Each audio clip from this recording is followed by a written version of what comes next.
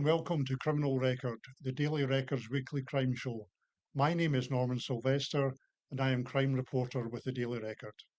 Our special guest today is Alastair Dinsmor MBE, who is curator of the Glasgow Police Museum, which tells the fascinating story of more than 250 years of policing in the city and some of the famous detectives and some of its infamous crimes. Alastair, welcome to Criminal Record. Thank you, Norman. People may not realise it, but Glasgow had Britain's first police force and its first detectives. When those of us who remember history from school were always told that it was the Prime Minister Robert Peel in the 1820s that set up policing in Britain. By that time, Glasgow had its own police force for more than 20 years. Tell me how that came about. Tell me why Glasgow pioneered policing. Why was Glasgow the first? Well, the Scottish Enlightenment had a part to play because the people who had lived through the Scottish Enlightenment were in positions of decision making in the city. And they wanted the city to be a much better place because there was obviously crime and things. And they tried in 1779 to have a police force and it failed because they had no money to do it. And they tried again in 1789, but they knew they needed an Act of Parliament. And they fortunately got one from King George III in 1800. And in 1800, Robert Peel was a 12-year-old schoolboy. So Glasgow was really at the forefront. Glasgow is often described as the sort of second city of the empire at that time. Was there a bit an element of that, of Glasgow being kind of at the forefront of a lot of other things? As of Scotland, we were inventing a whole load of things during the 19th and early 20th century. Was policing part of that kind of you use the word enlightenment, that Scotland was ahead of the curve when it came to things like policing? Yes, well, they wanted to have a police force to improve the city because hitherto there had been only a town guard, which was made up of householders. So many nights a year they had to come out and march around the city and protect the property. So they wanted to make it more professional, and their farsightedness brought them into this path from 1779 right up to 1800 and beyond. That's right.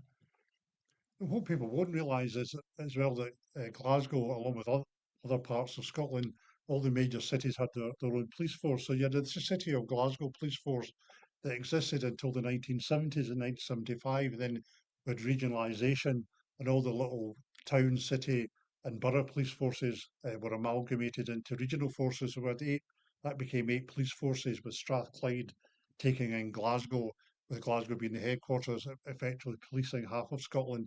And then in 2013, with the setting of Police Scotland, why why did all these changes come about? You think it was just a natural progression from the small police forces, just as things becoming bigger?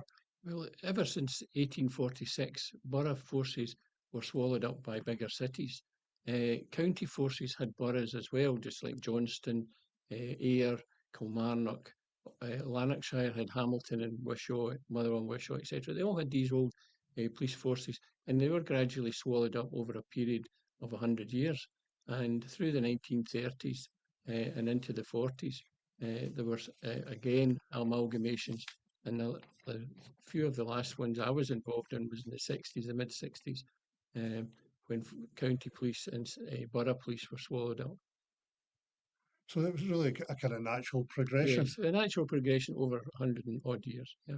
But going back to the days of the City of Glasgow Police, it'd be a different era where the police officers were well known. They were big names, almost. I won't use the word celebrities, but they would feature in the newspapers every day, and then laterally in radio and television. And most people would know who the chief constable were, or the various heads of CID, and they become big personalities. I was going to ask you about 2 famous chief constables of the City of Glasgow Police that our audience might have heard of. The first one is a guy called Sir Percy Sillitoe. Now, he took over in 1931, and he was a real innovator. And I want to tell you a bit more about him because he was very progressive. Things like policewomen, he introduced the famous checked cap that became a part of policing all over Britain. It was ruthless against street gangs and using horses, as they were known. He was called Sillitoe's Cossacks. he was ruthless, cracking down street gangs, a lot of which at the time, like the Billy Boys, were sectarian based. He developed the use of police boxes, fingerprints, using photographs, two-way radio. So tell us a bit about this guy who revolutionised policing not just in Glasgow but in Britain. Well, Percy Selito, he was a Londoner, and as a young man, he went to Africa, into the police in Africa there, and he returned to Britain in the mid-20s, 1920s, and he got the job of Chesterfield Chief Constable, then the East Riding of Yorkshire, and then latterly Sheffield before coming to Glasgow in 1931, as you say. In Sheffield, he had some experience in dealing with gangs, and he even said that if any of his men were up in court for the way they dealt with the gangs, then he would stand beside them in the dock. And that gave confidence to the officers to deal with them. And coming from that, then Glasgow was in the throes of gang warfare. And that part of Percy Selito's CV was the part that attracted Glasgow. And he got the job. And as you say, very innovative. He expanded the police women's department because we had a police women's department had started in 1915 and progressed through the CID area of policing. And the radios for cars, he got rid of old police stations and bought cars and reduced the number of divisions. And one of obviously controversial part was that any police officer of senior rank who was over 30 years service, he asked them if that was their future, and a lot of them left, and it was to bring the younger men up, because we had superintendents over 60 at that time. So that was his way of modernising the police I get force. a little bit of Deadwood, quite a Quite modern a lot, management sure. approach, isn't it? Yes, it is. Uh, It wasn't too popular at the time, and one officer took him to court, but it didn't work. Silito would one of the things he's best remembered for, we touched on it, was tackling the street gangs. Now, people talk about gangs nowadays, maybe a bunch of kids hanging around street corners, but these gangs were grown men, weren't they? Yes, Who were part of groups that would control areas of Glasgow. They would be involved in organised crime, yes, protection money, money laundering, and they were grown men, and they would have violent confrontations in the street. yes. You know, it needed a ruthless approach, It didn't it, at did. that It time? certainly did. And Silito selected men that were of good build and could handle themselves. And we even had a sergeant who had been a boxing champion, and he was a good guy to be behind in a fight. And he was also able to give confidence to his colleagues that he was there to get the job done. And as you mentioned earlier, the mounted branch.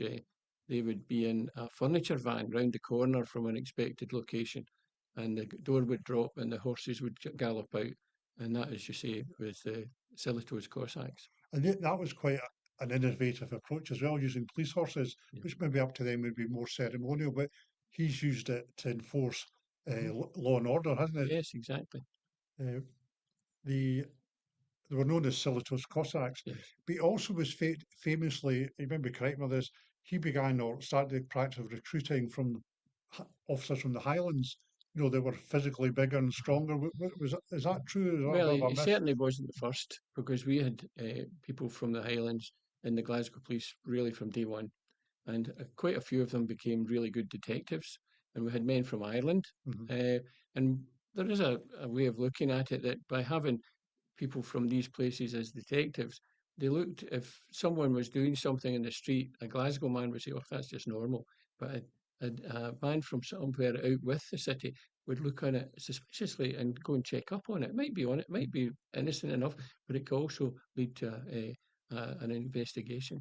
And a lot of the Highland cops that recruited, continued to recruit, they were physically big, weren't they? They Yes. were handy in a fight. You know, Well, they were handy for tackling the street yes, gangs. quite a lot of them had worked in farms, etc. before. Mhm. And even one man had been a farm labourer, came to Glasgow, became a detective, and ended up superintendent.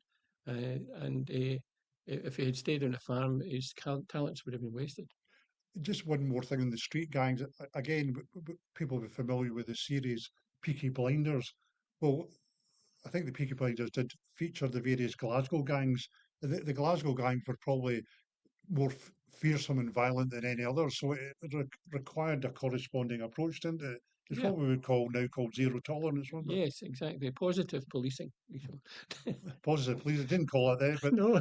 but maybe our audience will have ever seen Peaky Blinders. It really was a kind of Glasgow equivalent, a bit more violent, and it required a robust approach. Yes. And Sir Percy Silvertoe was the man for the job, The man wasn't for he? the job. Yes. Just a couple of more things in Percy Silvertoe, maybe an indication of the regard he was held in, and the job that he had to do in Glasgow was he. I believe that in the Second World War he was involved in organising some of the D-Day landings, and then took over head of the British Intelligence Service MI5, Well, didn't what actually happened in 1943, he was headhunted by the Home Office to go down to Kent and reorganise the policing in Kent in preparation for the D-Day landings. Some of the small towns and boroughs forces were amalgamated to make it a more joined-up approach. And his success doing that led him into being Director General of MI5, although the old boys network didn't treat him kindly, really. They kind of kept some information from him and didn't see him as an equal. he? I hadn't come through the traditional kind Exactly. of public school boy route. The Oxbridge kind of Oxford, situation. Oxford. But he did go on to be head of the anti-smuggling unit of De Beers, the diamond merchants in Mhm. South Africa. So that would be, regarding which the job was held, they did in Glasgow, the difficulties Oh of police in yes, Glasgow, they yes, ended up with these yes, top jobs, head of yes, MI5 yes. and what have you. Now, I was going to ask you about another police officer, the last chief constable of the City of Glasgow Police, and the first chief constable of Strathclyde, who then went on to become commissioner of the Met, David McNee, known as Hammer McNee. Now, he was an officer who rose through the ranks to Yes. become the first ever chief constable of the City of Glasgow, and he was known as a Hammer. I think it was a newspaper headline. He'd been, as a young detective, he'd brought a kind of money lending gang to court, and I think he'd used the term, "We've got to hammer these types of criminals." And I think a headline writer saw that as a great headline, and that became his kind of nickname, Hammer McNee, as he became Tell us about David McNee. He was chief constable of the City of Glasgow Police until 1975.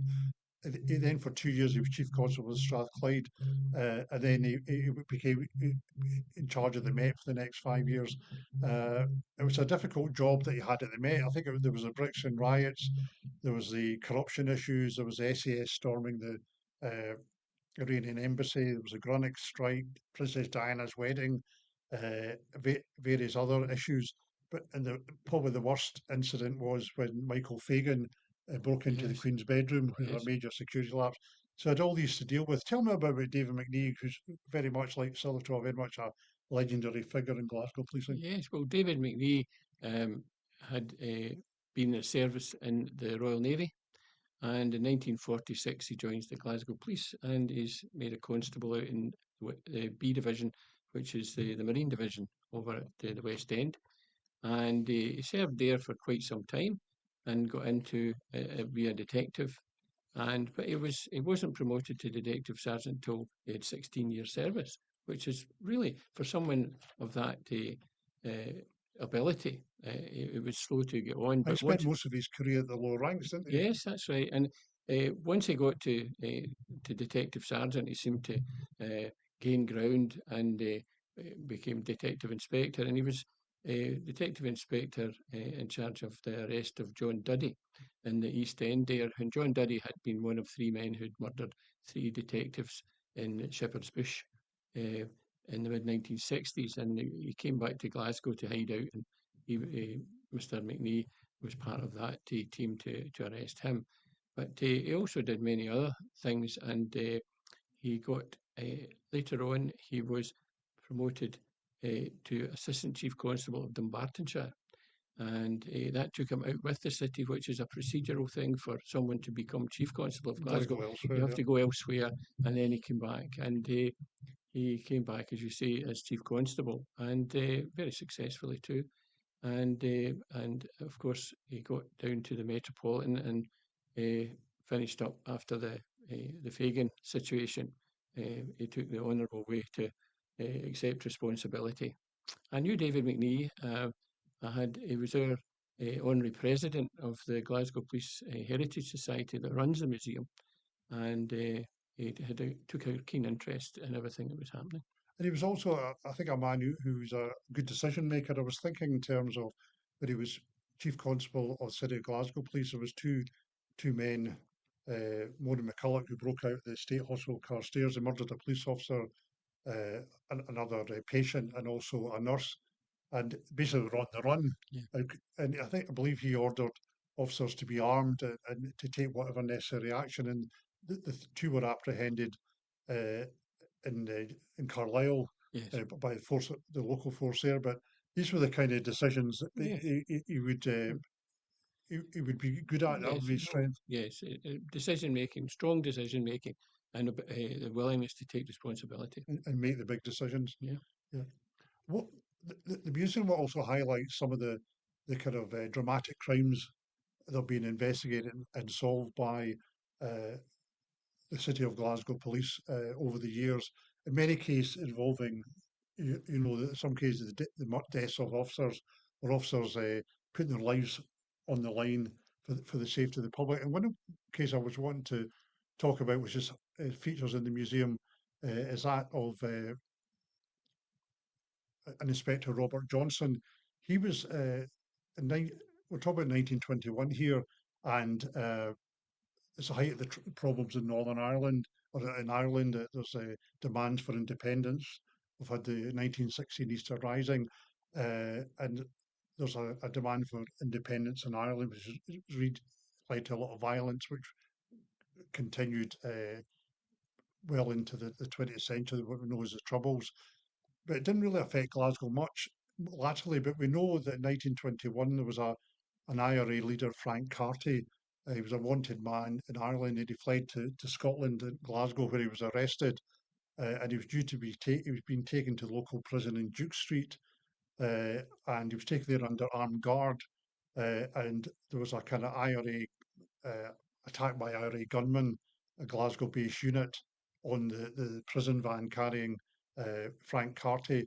And during that, there was a shootout, and Inspector Robert Johnson was shot dead and was murdered. Tell me a bit about that dramatic day. Yes, well, that was during what's termed as the Anglo-Irish War, prior to the treaty, and there was problems over in Ireland with, particularly with prison escapes. And Frank Carty had escaped from Sligo prison early in 1920, and he was recaptured in November 1920, and he managed to escape again over the wall and came to Glasgow, and he was staying in the Gorbals, Frank O'Hagan's house at Abbotsford Place, and the Glasgow detectives caught up with him there and arrested him for being an escapee, and also possession of a pistol they had at the time.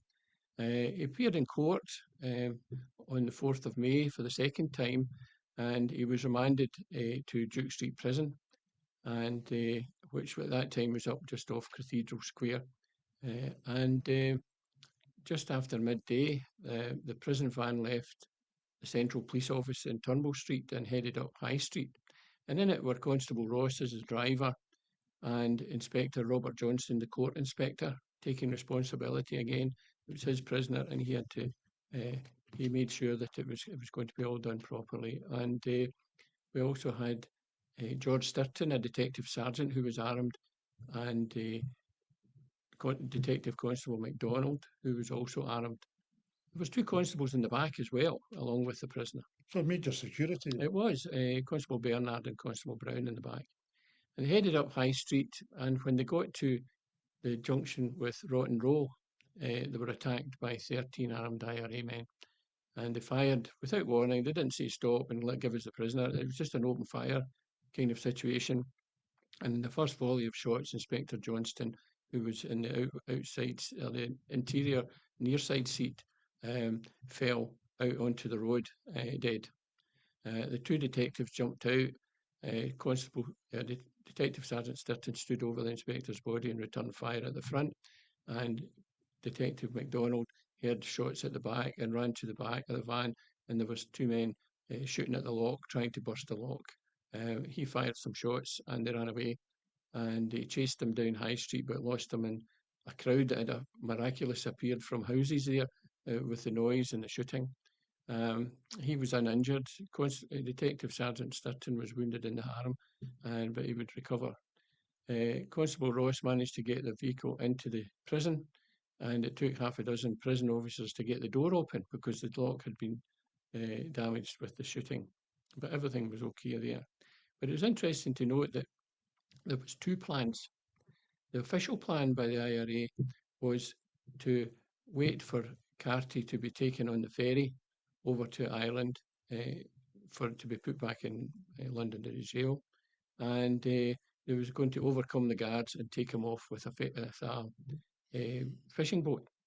But the Glasgow IRA decided they were embarrassed to some extent that their security hadn't protected Carty properly, and they felt they needed to do something. And although they were warned not to do it, they decided to do it, and that was the outcome. It was a bizarre, it's a bit unusual that their plan to rescue Carty didn't have the approval of the IRA Yeah, back in Ireland. And it was almost as if they felt they had to prove their worth, didn't well, it? this is it. That's it, exactly. They'd lost Carty initially, and they had to they lost a bit of face. Yes, exactly. Now, we know that this particular period was quite a volatile period in Yeah, Ireland, and it kind of transferred over to Glasgow. And the police had to deal with a lot of disorder. There was not quite rioting, but lots of street demonstration, a lot of violence, and it was a difficult time for the police then to bring all that under control. yes. The Troubles hadn't really touched Glasgow on the surface, but underneath there had been the procuring of arms and explosives, It was simmering etc. away, wasn't it? Yes, and it was a support area, and also for rest and sort of rest areas for if they wanted to come over, they could stay in houses just like Carty was doing, and sort of hide out there for a while. But certainly the rioting etc. Was because the police had got prisoners, but on the other hand, it didn't turn out as effectively as we thought. We know that over the years, then and more latterly, before the sort of the peace process kicked in, that Ireland, that Glasgow, a lot of Republican and Loyalist paramilitaries used to get safe houses Well, that's it. in Glasgow, including the Brighton Yeah, bomber, Patrick Gar. and that was one of the things that with the attacking the van that Mhm, the hierarchy in the IRA in Ireland were not wanting to sort of rock the boat. mhm. Just let it go, and we'll attend to it, and then it'll not reflect on people in Glasgow. But it had the opposite effect.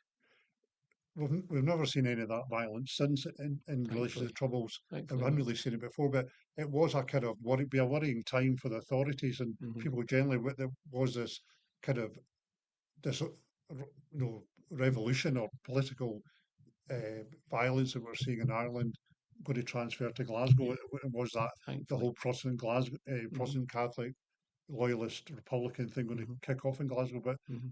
thankfully, it never that. Yeah, common sense prevailed. But we should remember Robert Johnson, though. I mean, his Oh bravery yes, as well, and yes. it didn't get recognised at the time, did it? His bravery. Well, Robert Johnston, the it was the bravery part of it was George Sturton and DC MacDonald jumping out with their firearms and returning fire. They had been in the First World War. Bullets whizzing past their head didn't phase them. Mhm. But Robert Johnston, he was just sitting there in the van and shot. But the political situation at the time meant that Sturton and MacDonald didn't get a bravery medal or anything because of the situation. Yeah, and just lastly, the police apprehended those responsible. There was a big trial at High Court in Edinburgh, but they walked free because they had alibis, didn't they? Well, that's right, and well, that's the nature of British justice, and it's got to be accepted. Although recent research has shown that some of those who took part later applied to the Irish government once they had become independent as freedom fighters and looking for pensions and quoting their taking part in the attack. So it just shows that jury trials Or there, are there for you, and if it goes for you or against you, and you've just got to accept it.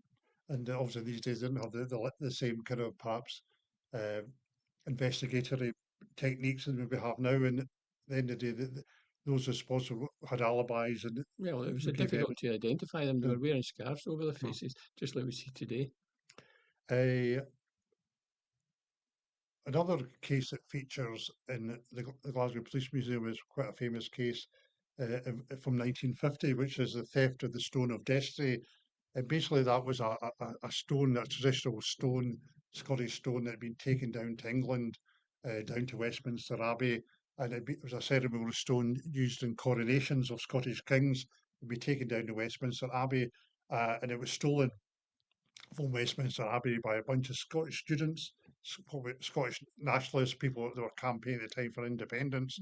They were, And they it were was, actually in the Scottish Covenant Association, which was really devolution was mhm. their thing. It obviously was running in parallel to the independence idea, but certainly they were it's a breakaway group. Breakaway group.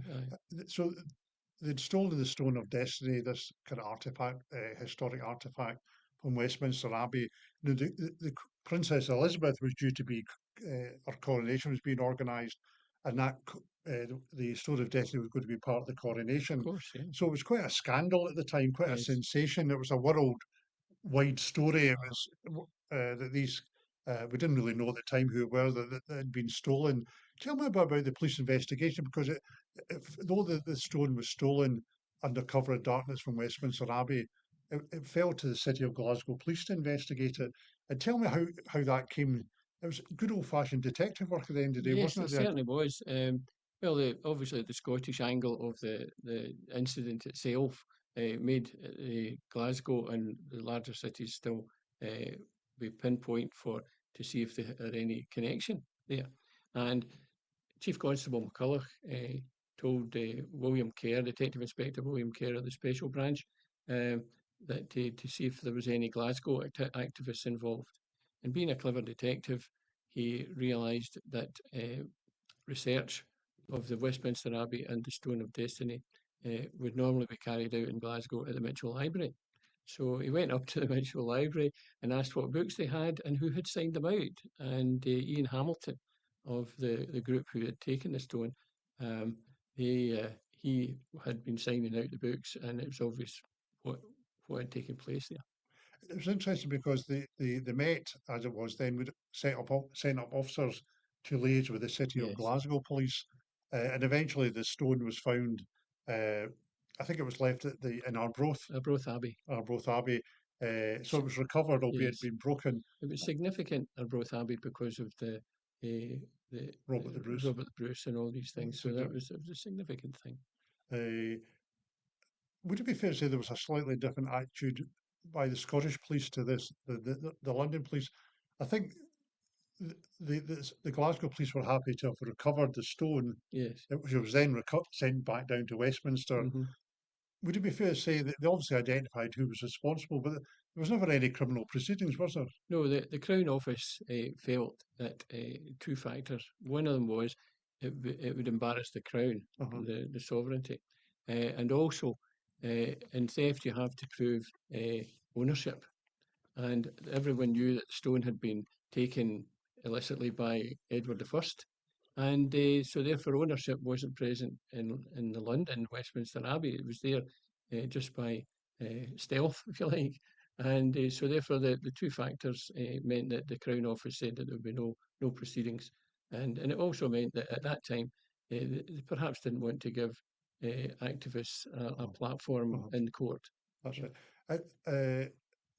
You mentioned Ian Hamilton there. Ian Hamilton, who recently passed away, went on to become one of Scotland's leading Queen's Counsels or Yes, King's Counsels, you yes, know, a very successful defence lawyer. yes. And I mean, all those involved in the theft were quite respectable individuals who went Yes, on to of have course. decent, law-abiding, Yes, productive lives, didn't they? because there, it was a bit of a sort of student prank plus some sort of nationalistic feelings and they wanted to do it just to sort of kick in the pants Mhm. to the establishment. It was ultimate student prank, wasn't it? Yeah, yeah, of course. And those, I think those involved got a bit of celebrity out of it, and Yes. there was no harm done at the end of the day, was No, no, much. that's true. Also, just just as we draw this to conclusion, I want to take you look at a third case, uh, which you'll have personal memories of when you were in the city of Glasgow Police. And this is a case that shows that the daily dangers that police officers face, the sacrifices that they have to make to protect the public, and also bringing wrongdoers to justice. So I wanted to take you back to December the 30th, 1969. Now, this is a day that's been described as one of the darkest days in the history of policing in Glasgow and probably Scotland, probably Britain.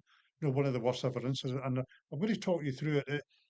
During this incident, it was in a flat in the Govan Hill area of Glasgow in Allison Street, uh, during which a Detective Constable Angus Mackenzie, Constable Edward Barnett, were both shot dead. A third officer, Inspector Andrew Hislop, was also shot. Yes.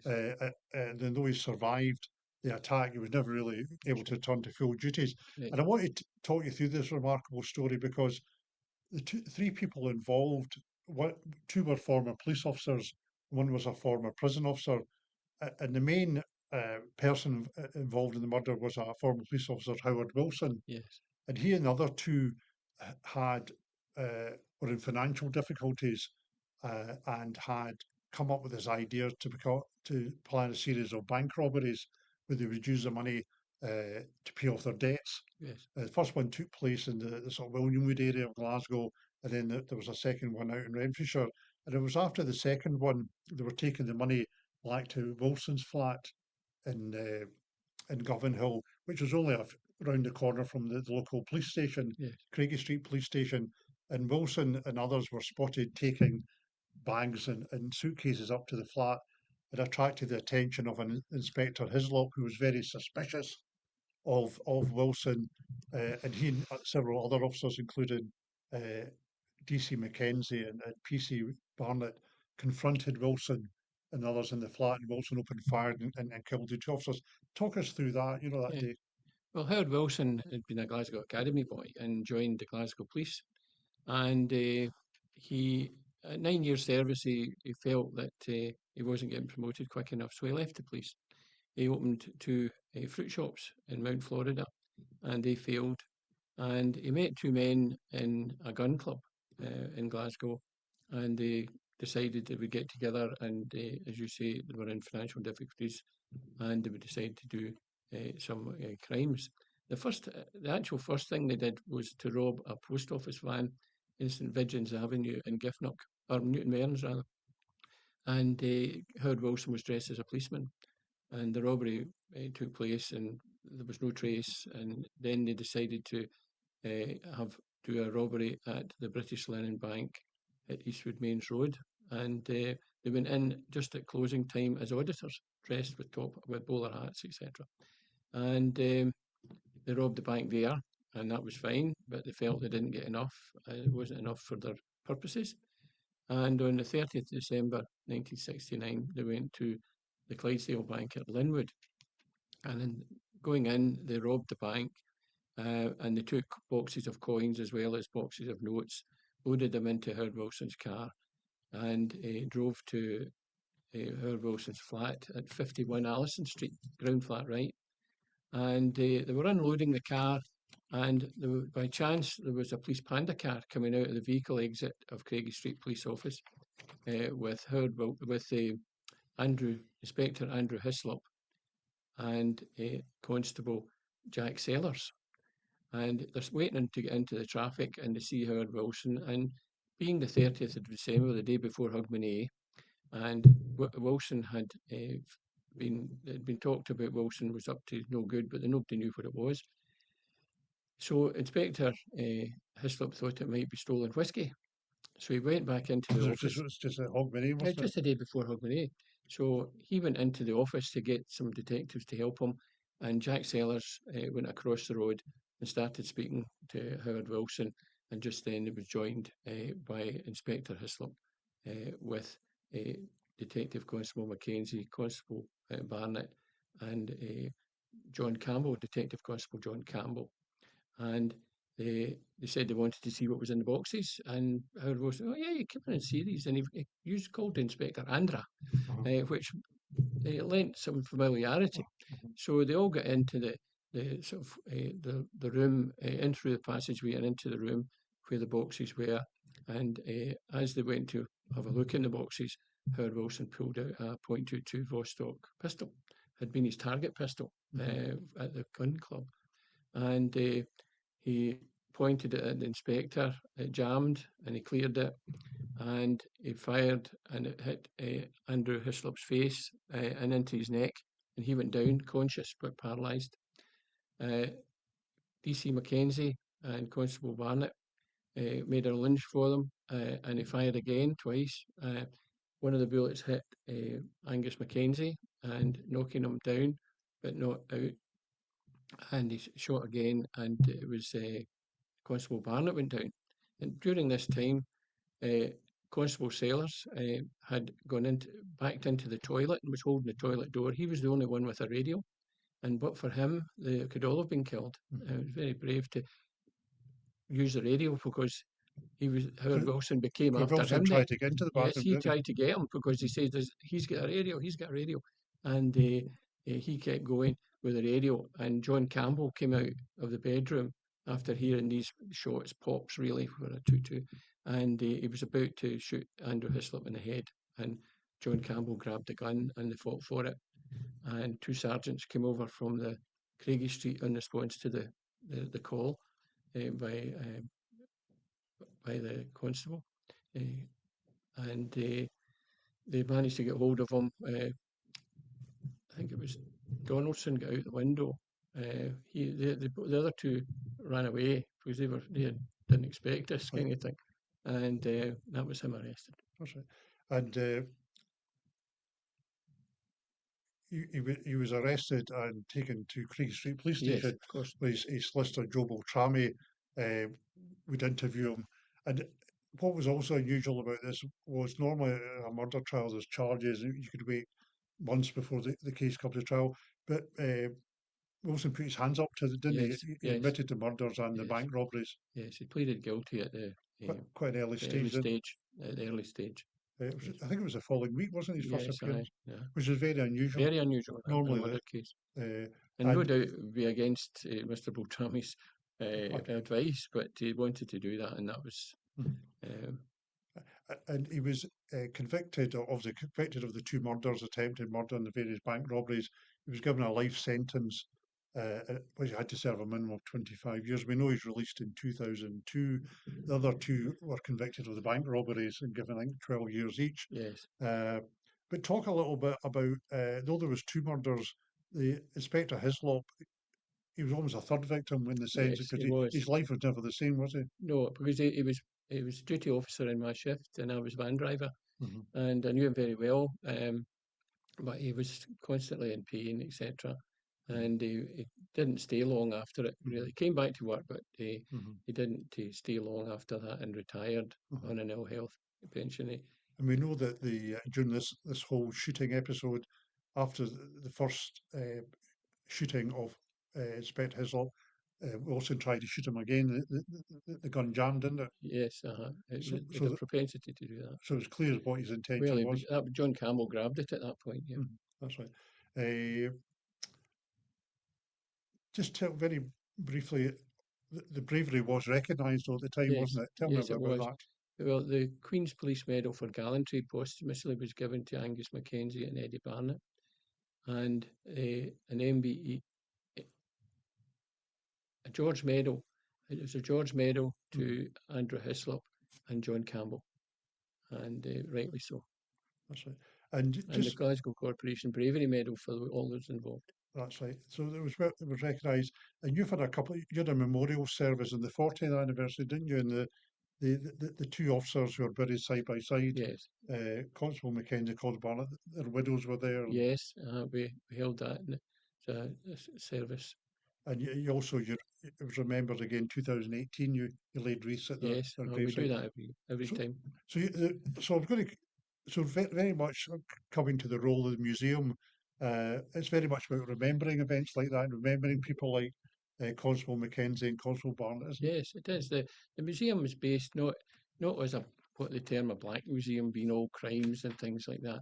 It is a museum where they honour the people who served in the police, and it takes a different tack to even what was the formerly Strathclyde Police Museum, etc., who that did all the crime kind of stuff.